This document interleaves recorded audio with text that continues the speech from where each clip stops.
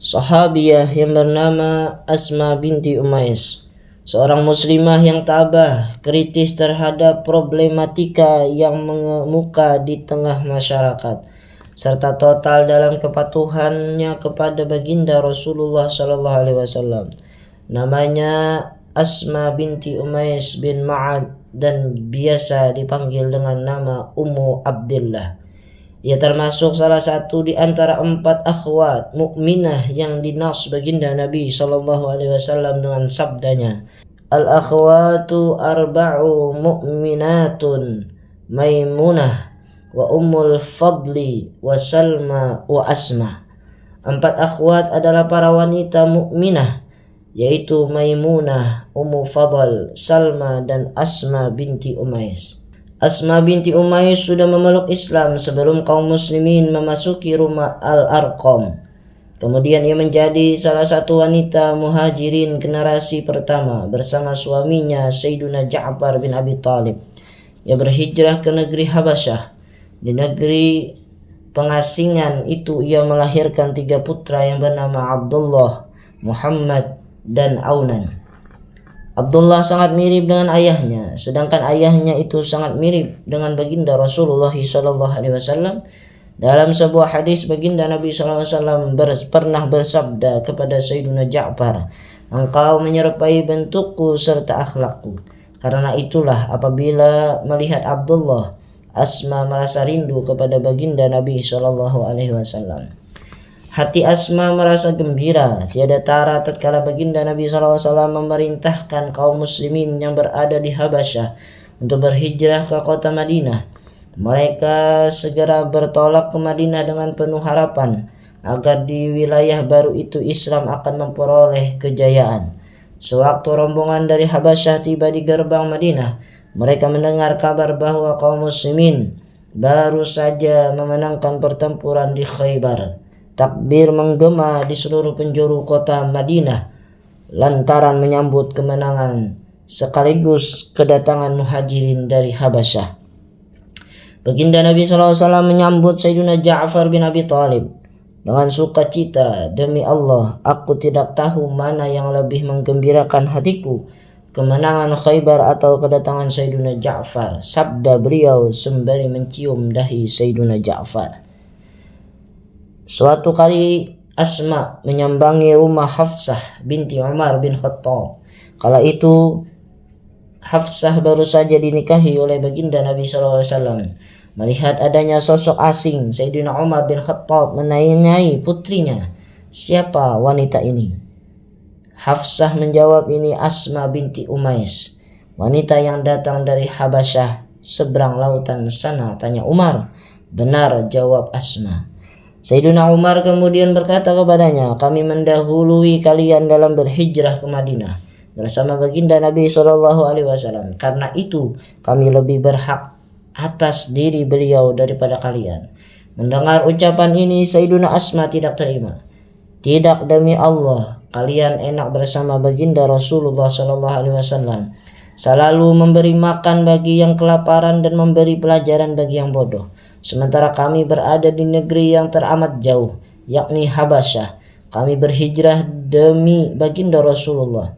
Asma menghela napas sejenak, kemudian berkata lagi, "Demi Allah, aku tidak akan menyentuh makanan atau minuman sampai aku laporkan ehwal ini kepada baginda Rasulullah SAW." Manakala baginda Nabi SAW datang, Sayyidina Asma langsung saja mengadu, "Wahai Nabi, sesungguhnya Sayyidina Umar berkata begini dan begitu." Baginda Rasul SAW menoleh kepada Sayyidina Umar dan bertanya, "Apa yang engkau katakan kepadanya?" Sayyidina Umar menjawab, "Aku berkata begini dan begitu." Lalu baginda SAW bersabda kepada Asma, "Tiada seorang pun yang lebih berhak atas diriku melebihi kalian." Sayyidina Umar dan para sahabat berhijrah 1 kali. Adapun kalian ahlu safinah, penumpang perahu, telah berhijrah 2 kali. Betapa bahagia hati Asma mendengar sabda saat yang satu ini. Ia menyebarkan hadis itu kepada para sahabat. "Sungguh aku melihat Abu Musa beserta orang-orang yang dulu berlayar berhijrah ke Habasyah mendatangiku untuk menanyakan sabda beliau, tiada hal yang lebih menggembirakan bagi mereka di dunia daripada hadis itu, kata Asma. Hari berganti hari, tibalah waktunya tentara muslimin pergi ke Syam untuk menjalankan misi jihad. Sayyiduna Ja'far suami Asma ditunjuk menjadi salah satu panglima dalam ekspedisi kolosal itu. Di sana ia akhirnya gugur sebagai salah satu syahid yang kisahnya sangat heroik. Baginda Nabi SAW mendatangi rumah Asma untuk menanyakan keadaan 3 anak Sayyiduna Ja'far. Anak-anak yang masih kecil itu mengelilingi beliau. Beliau mencium dan mengusap kepala mereka satu persatu, sementara kedua mata beliau melelehkan air mata. Demi ayah dan ibuku, apa gerangan yang membuat Anda menangis? Apakah kabar mengenai Sayyiduna Ja'far dan para sahabat telah sampai kepada Anda? Tanya Asma. Baginda Nabi SAW menjawab, benar, dia gugur hari ini. Asma tak kuasa memendung air matanya begitu mendengar kematian suaminya. Bergabunglah selama 3 hari. Setelah itu berbuatlah sesukamu, sabda Nabi SAW. Selanjutnya beliau bersabda kepada anggota keluarga beliau, buatkan makanan untuk keluarga Sayyiduna Ja'far, lantaran telah datang kepada mereka peristiwa yang menyibukkan. Sayyidatuna Asma sendiri berusaha tabah dalam menghadapi cobaan yang menderanya. Tiada yang ia lakukan selain mengiringkan air mata demi mengharap pahala dari Sang Kuasa. Bahkan di suatu malam ia bercita-cita menjadi syahid sebagaimana suaminya.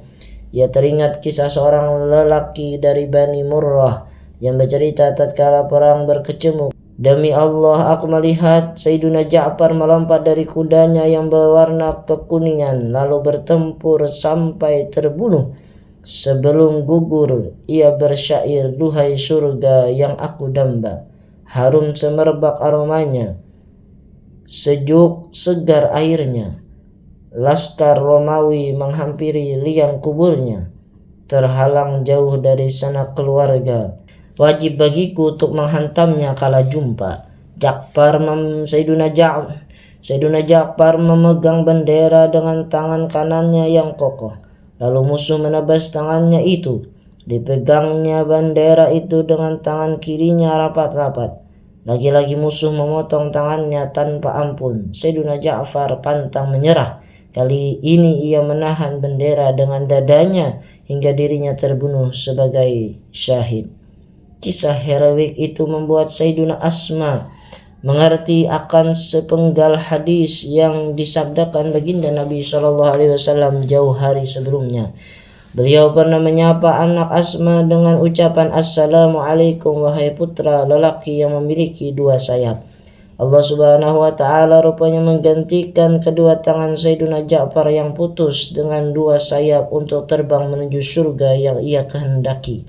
Demikian kiranya makna safaan baginda SAW kepada salah satu putra Sayyidatuna Asma. Selang beberapa lama kemudian Abu Bakar As-Siddiq datang untuk meminang Asma.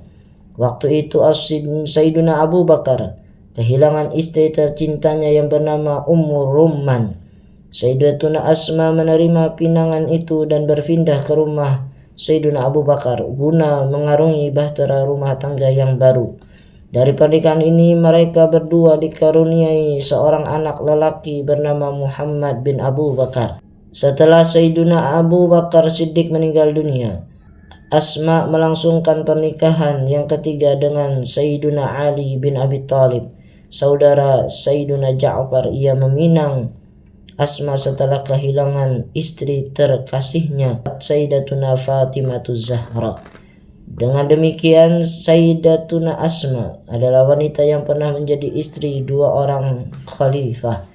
Sejarah mencatat bahwa Sayyidatuna Asma memberikan dukungan penuh terhadap Sayyiduna Ali bin Abi Thalib dalam memikul tanggung jawab sebagai khalifah. Demikian pula 2 putranya Abdullah bin Ja'far dan Muhammad bin Abu Bakar.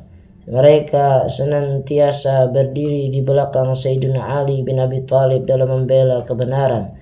Ketika Muhammad bin Abu Bakar wafat, kesehatan Sayyidatuna Asma terus mengalami penurunan.